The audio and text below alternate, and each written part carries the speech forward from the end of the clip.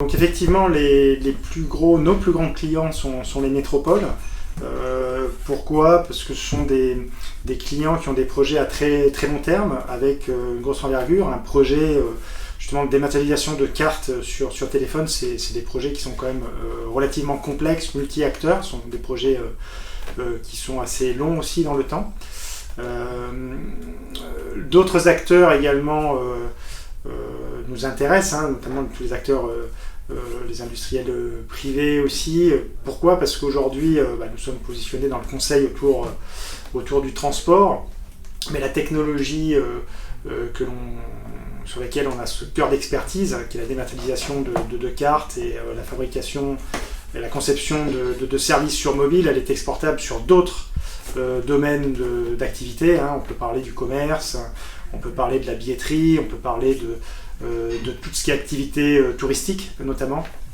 Donc ça, effectivement, ce sont aussi des marchés sur lesquels nous agissons, nous travaillons en ce moment, ou sur lesquels nous avons des velléités de travailler dans un futur proche.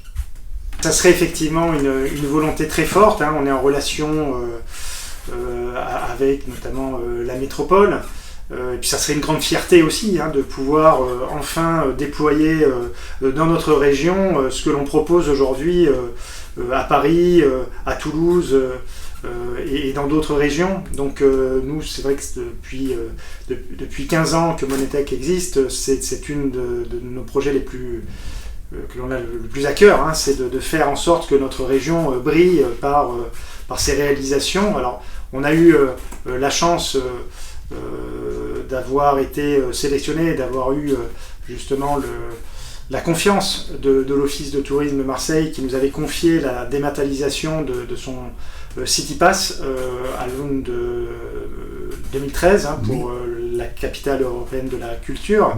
On espère que les Jeux Olympiques vont créer cette émulation qui vont peut-être permettre de servir de catalyseur pour le déploiement de services sur mobile dématérialisés dans notre région.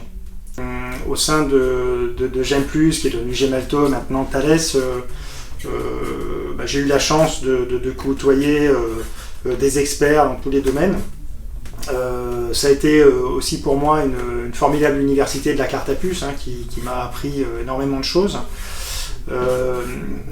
Au sein de GEM+, il y avait un esprit de start-up qui faisait qu'on pouvait mener à bien des projets internes. Il y avait notamment une cellule de conseil, de consulting, dans laquelle j'ai pu apprendre mon métier. Par le biais, je dirais, des rapprochements, notamment avec Axalto pour fonder Gemalto. Il y a eu, une réorientation stratégique un peu sur les fondamentaux. Le conseil n'était plus, je dirais, dans la stratégie de la société, ou plus réellement comme on l'entendait nous.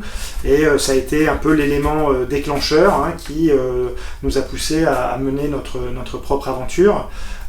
Parce qu'aujourd'hui, on est dans un bassin où tout est possible. Il y a beaucoup de choses à faire. Tous les projets qu'on a pu développer ailleurs, ils sont tout à fait déployables ici. Donc pour nous, c'est important d'être un peu au cœur, c'est notre région. Et puis c'est une région pour nous qui est un terreau fertile pour pouvoir quelque part insuffler un peu nos projets et puis faire en sorte qu'ils puissent grandir. Donc voilà, nous c'est important, et puis on essaie autant que possible de fédérer autour de nous l'ensemble d'acteurs pour travailler ensemble sur des projets de services à destination de tous nos concitoyens de la région.